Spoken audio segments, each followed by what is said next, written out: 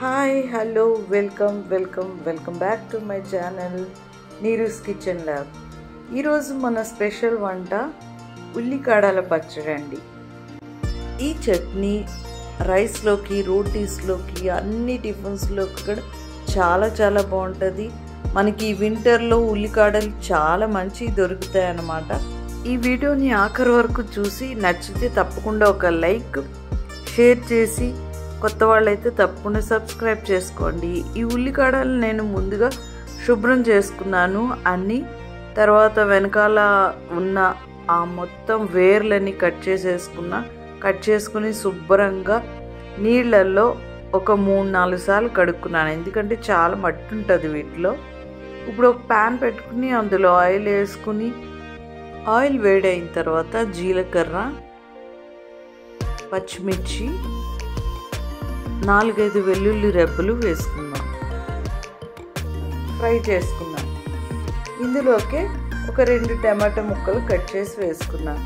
ఇవి కూడా కొద్దిసేపు అలా కలుపుదాం. ఇప్పుడు ఇందులోకి ఉప్పు, పసుపు వేసుకుందాం. వేసుకుని మరొక నిమిషం అటు ఇటు తిప్పేసి ఇందులోకి కొంచెం చింతపండు,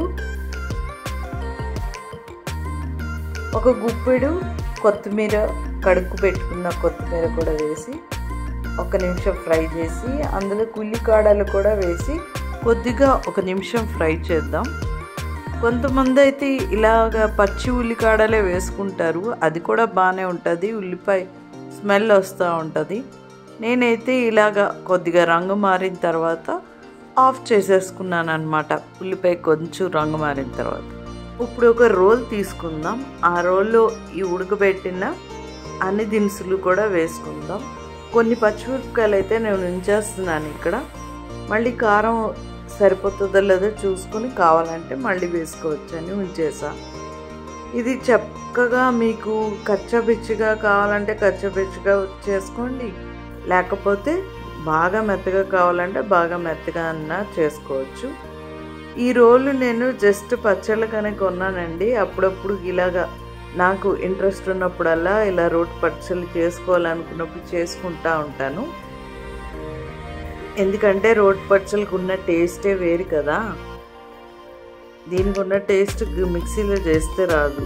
ఇప్పుడు కొద్ది కారం చూసుకుని, కారం సరిపోలేదంటే మిగిలిన పచ్చిమిరపకాయలు కూడా వేసేసుకున్నాను. ఈ ఉల్లికాడలకి ఎక్కువే పచ్చిమిరపకాయలు పడతాయండి, ఎందుకంటే ఉల్లికాడలు తీగా ఉంటాయి కదా. అంతే అండి, ఉల్లికాడల రోటి పచ్చడి రెడీ అయిపోయింది. మీకు కావలిస్తే దీనికి తాలింపు కూడా పెట్టుకోవచ్చు. నేనైతే తాలింపు వేశాను. ఆవాలు, జీలకర్ర, మినపప్పు, శనగపప్పు, ఎండుమిర్చి, కరివేపాకు ఇవన్నీ కూడా కలిపి నేను తాలింపు వేసుకున్నాను. ఈ పచ్చడి అయితే ఎంత అన్నంలోకి అయితే ది బెస్ట్ అన్నమాట. అదే రోటీలో కన్నా బాగుంటుంది, అన్ని టిఫిన్స్లోకి, ఇడ్లీ, దోశలు అన్నిట్లోకి బాగుంటుంది. ఈ వీడియో మీకు నచ్చింది అనుకుంటాను. మీరు కూడా ఉల్లికాడల చట్నీ ఈ విధంగా చేసి టేస్ట్ చేయండి. వీడియో కనుక నచ్చితే లైక్, షేర్, సబ్స్క్రైబ్.